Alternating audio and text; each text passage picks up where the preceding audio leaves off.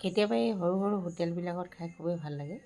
মানে তাতে খানাটো খুব ফ্ৰেছ হৈ থাকে, মানে ভালকৈ দিয়ে, মানে একদম গৰম গৰমকৈ বনাই দিয়ে। সেইটো কাৰণে খাই ভাল লাগে। এটা বস্তু বেয়া লাগে, কিন্তু সেইটো কাৰণে প্ৰায় নাখাওঁ মই। আজি কিন্তু খালোঁ, ভাল লাগিলে বাৰু। সেইটো কাৰণে নাখাওঁ, তাতে বৰ মাখি চাখিবিলাক পৰি থাকে, সেইটো কাৰণে মোৰ ভাল নালাগে। যদি মাখি চাখি পৰি নাথাকে, পূৰা ধুনীয়াকৈ চাফ চিকুণ থাকে, কিন্তু এই সৰু সৰু হোটেলবিলাকতে খাবলৈ খুব ভাল। আজি ঠিক তেনেকৈ আমি ৰেষ্টুৰেণ্টত নাখায়, তেনেকৈ আমি আমনিত খালোঁ। বহুত দিনৰ মূৰত আমনিত ভাত খালোঁ বাৰু।